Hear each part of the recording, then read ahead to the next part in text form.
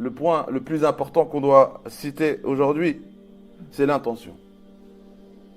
Avant le mois de Ramadan, c'est quoi notre intention? C'est quoi notre but? C'est quoi notre objectif? Et c'est donc un sentiment qui doit préparer l'action et qui doit accompagner l'action.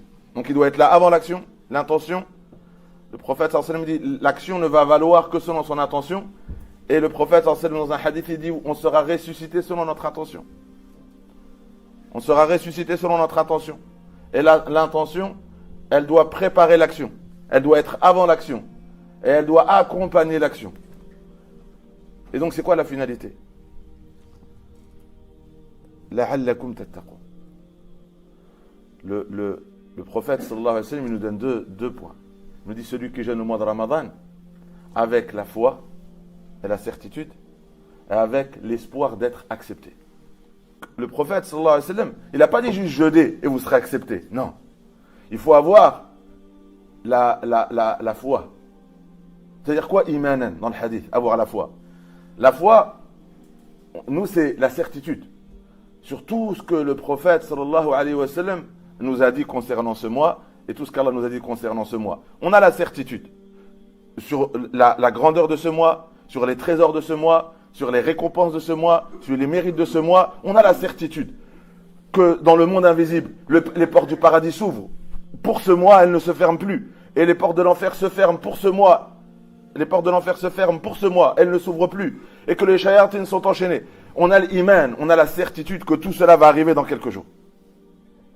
Mais après l'ihtisab, c'est-à-dire tout cela va arriver. On a la certitude. Mais l'ihtisab, c'est individuel.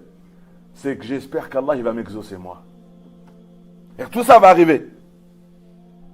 Mais est-ce qu'Allah il va m'exaucer moi? L'ihtisab, c'est demander à Allah dans son cœur, on fait l'intention de faire avec l'espoir. L'espoir, c'est on demande à Allah dans notre cœur, on a cet espoir qu'Allah il nous inscrit parmi les acceptés de ce mois. Qu'Allah il nous donne tout ce qu'il va donner à ses bien-aimés dans ce mois. Allah Azza wa Jal, il nous dit que le siyam, c'est 30 jours, ce n'est qu'un moyen pour atteindre la piété. Allah il nous dit, il nous a prescrit pour atteindre la piété. Maintenant qu'on regarde le Coran, il nous dit en détail c'est quoi la piété.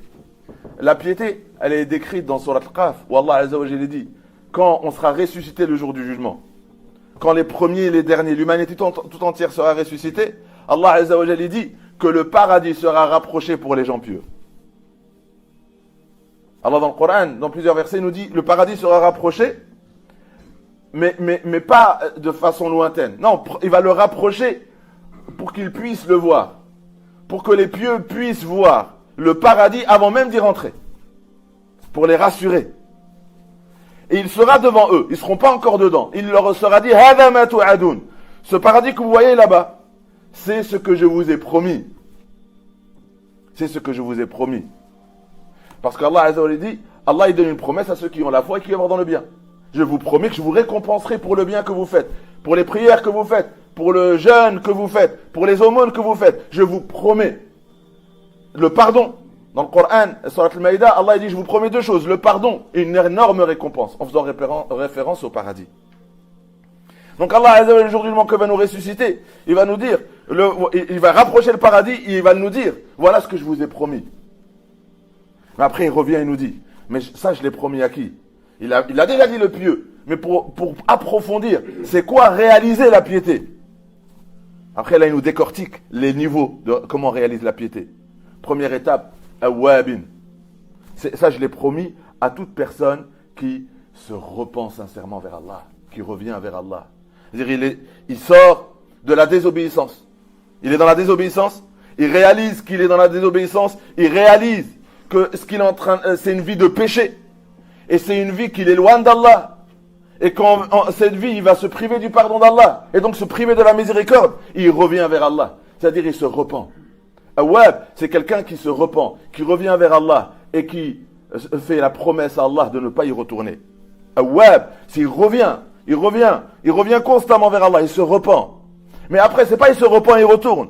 Hafir, c'est qu'après, il protège, il préserve son repentir. Parce que son repentir, c'est une promesse. Et il est loyal et fidèle à sa promesse. Il ne trahit pas sa promesse. Il se bat pour ne pas retomber. Hafiz, il protège sa promesse. Parce que dans sa promesse, il a promis à Allah de ne pas retourner dans le péché et de rester sur le chemin de la droiture. Allah, il a dit, lui, il n'est pas juste Awabi, il s'est repenti, mais non, il est Hafiz. Il observe sa promesse. Il tient sa promesse. Et sa promesse, c'est quoi? De ne pas retomber et de rester dans le chemin de l'obéissance, de faire tout ce qu'Allah lui demande et de s'éloigner de tout ce qu'Allah interdit.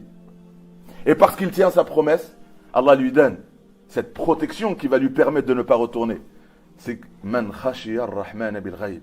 C'est celui qui craint le miséricordieux. Regardez, qui craint, mais le miséricordieux. Il regarde la crainte, mais il a espoir en la miséricorde. Man khashiya ar-Rahman. Allah, il a mis en avant ar-Rahman. C'est-à-dire, il craint, mais il a espoir d'être pardonné sur son passé, parce qu'il s'est repenti sincèrement. Et Allah, il dit, celui qui ne trahit pas cette promesse, Allah, il va lui effacer tous ses péchés. Celui qui se repent de ses péchés, c'est comme s'il ne les avait pas fait. Et donc, il craint Allah, c'est de ne pas retomber, mais il a espoir en Rahman quand il est seul. Donc Allah, il montre le plus haut niveau de crainte. C'est pas il craint Allah quand il y a des gens qui le regardent. Non, il le craint quand il est seul. Ça veut dire aussi que celui qui craint Allah quand il est seul, il le craint même quand il y a des gens. C'est l'inverse que le Coran a reproché. C'est que de faire le pieux devant les gens, et quand personne te regarde, là, tu es quelqu'un d'autre. Le Coran a dit, ils se cachent du regard des gens, mais ils ne craignent pas le regard d'Allah quand ils sont seuls. Mais là, Allah, il dit quoi? Le pieux, c'est quelqu'un qui, quand il est seul, il a la crainte d'Allah. Donc, automatiquement, il l'a quand il est en public, quand les gens le regardent. Parce qu'il l'a quand il n'y a personne qui le regarde. C'est-à-dire, sa crainte, elle est sincère. C'est entre lui et Allah Azza wa Jal. Et il se présente ce jour-là avec un cœur repentant. En français, on n'a pas de mot, mais c'est en arabe, la repentance, elle a plusieurs mots. Parce que le repentir, c'est différents degrés. Il y a awab et il y a aussi munib, l'inaba. C'est un des degrés de la piété. Et Allah, il dit, il se présente ce jour-là, comme dans un autre verset, le jour du jugement, c'est un jour où ni les enfants, ni la fortune ne peut nous être utile. La seule chose qui te sera utile, si tu te présentes devant Allah, le jour où tu te tiendras debout devant lui, si tu te présentes avec un cœur saint, un cœur pur, c'est un cœur repentant. Celui qui est au service de son frère, Allah Azza wa Jal sera son service.